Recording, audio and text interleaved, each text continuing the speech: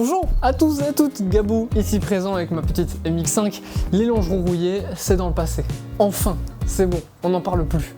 Bon, il y a eu aussi une petite peinture du pare-choc avant parce qu'il y avait eu un petit défaut à la première fois. On a refait aussi la rouille sur les jupes, mais c'est surtout les longerons dont je vais vous parler aujourd'hui.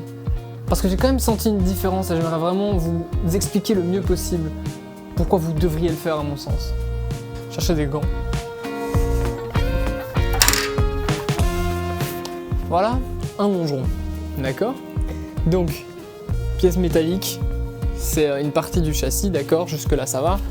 Vous voyez ici, vous avez deux lamelles qui sont collées l'une à l'autre. Comme je l'avais expliqué par le passé, guide d'achat MX5, c'est pas idéal. Parce que forcément, tu mets deux lamelles, il y a de l'eau qui va rentrer dedans, ça va rouiller. Le métal, quand ça rouille, c'est pas ouf. Hein. C'est vrai que quand tu regardes en dessous particulièrement, ça a quand même une sale gueule. Hein. Le fait est que maintenant, ok, elle est plus rouillée, mais quel intérêt? Enfin, en dehors du fait que si tu meurs, tu te retrouves pas dans une barquette de chips. La grosse différence pour moi, quand je l'ai reprise en main, ça vibre beaucoup moins. Genre, j'ai vraiment beaucoup moins de vibrations depuis que j'ai fait le travail là, des longerons, donc chez Miata Planète, hein, le copain. Alors, je suppose que le fait de ne pas avoir de trou dans son châssis, ça aide à pas avoir de vibrations. Mais effectivement, c'est beaucoup plus stable, ça met beaucoup plus en confiance sur l'autoroute. Globalement, la conduite est beaucoup plus saine et ça, c'est quand même pas négligeable.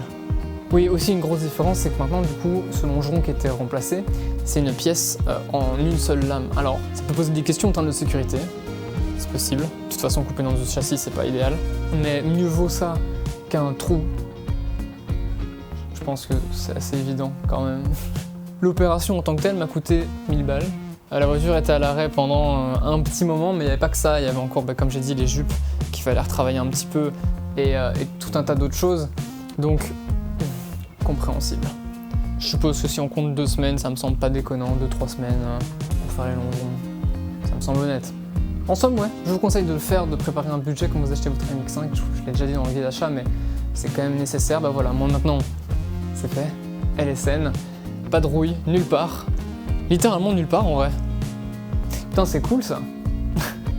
Maintenant les prochaines étapes, vous le savez, bon il y a l'antenne que je dois réparer, mais en dehors de l'antenne, différencier l'autobloquant, parce qu'un différentiel ouvert sur une voiture de sport, ça en fait une voiture de papy, pas une voiture de sport. Bon c'est un peu exagéré, hein. Les Fun Cup, y a pas de... c'est un différentiel ouvert aussi, mais pour autant je trouve que pour avoir une conduite un peu sportive, c'est quand même pas mal d'avoir un différentiel autobloquant.